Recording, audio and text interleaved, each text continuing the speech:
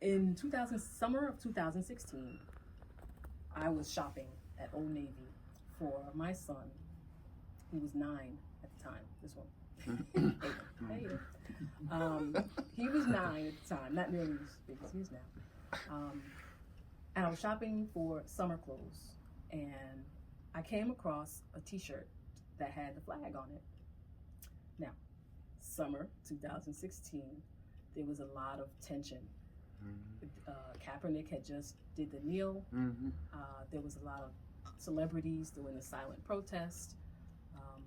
There was a lot of tension and law enforcement in black communities being on different sides. Lots of slayings in black communities. So here I am looking at this shirt, and I'm like, it was just a summer shirt. It was very, it had a flag, a different type of layout of the flag, but it was definitely representative because of the flag, because it was coming around July, 4th of July. And I wanted the shirt, and then I thought, and I was like, I hesitated to get the shirt. And I was like, I did not like that feeling. I didn't like that feeling. Now, at the time, I was federal, and I still am federal. I've been federal employee for 20 years. Very loyal to the government, hold my clearance, protect national security at all costs. But here I was, a black person that felt hesitant to buy an American flag. And to have my son wear that flag, and the conversations that I was having in my head were, okay, well, is he going to look like a traitor to the black community? Right? Yeah. Is he going to, are people going to say to him, what are you doing wearing that shirt? Don't you know what's going on in current events? And I was like, but that doesn't sit well with me, right? Because our ancestors helped build this country, right? So there's this whole dynamic of, that this conflict, this struggle that I was having inside of me, and I was just like, I don't like the way this feels. And then I thought, well, if I'm feeling this way, imagine like the kid that's in middle school, and when he's on the ball field and or it's been class, or what do you call it when they're doing the auditorium or whatever, and they, any moment in time happens where that child has an opportunity to either salute the flag or silently protest. How is that child dealing with that? Like, who is talking to that child, and where is that voice? Where is that voice that we never hear in the media? The voice of, well, okay, I agree. I understand why Kaepernick kneels, but that's just not my voice. That's not what I want to do. So I'm having that whole struggle standing there in Old Navy, just trying to buy a t-shirt, right? Like the things that you deal with being a black person in this country, just doing normal things that most people don't have to deal with, right? So I bought the shirt, and then I told him when I bought the shirt, and I told him, I said, if anyone taunts you or asks you why you're wearing that shirt, you tell them that you're wearing that shirt because my ancestors helped make this country great. My ancestors built this country, or helped build this country. So I was like, well, but I want children to be able to have that confidence. Right. Like, how do I do that? That was in 2016. I didn't write the book because I was in the process of writing another book.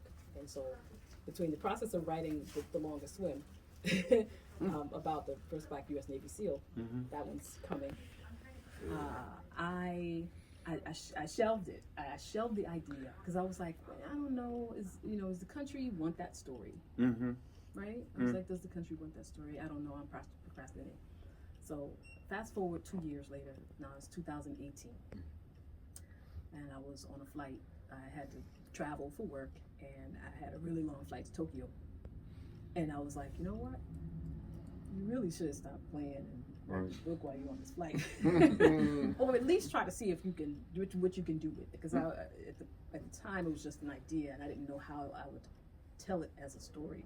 So So I was like, well, you've got, how many, 18 hours or whatever it was. And I was like, so I wrote the first draft on that flight. Mm-hmm. And then I didn't do much with it. That was 2018. So eventually I started to, once I finally finished up on the other book that I was working on, I was like, okay, well, maybe I can start subbing this one. And so I did, and fast forward another 2 years, and it finally got acquired in 2020. But it was the pandemic. Yeah. Right? So from 2016 was the idea, right? Now we're in 2020, and the book is acquired by Penguin, and then it went through all the revisions and everything, and then finally here we are in 23. So that was the timeline of the book. So if anybody, Alan, as well as I know, this is not a speedy industry, and you can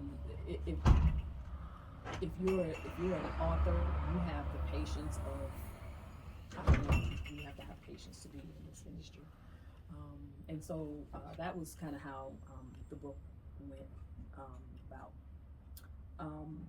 So I've told folks earlier, and this was interesting to me to see the reactions from some of the folks.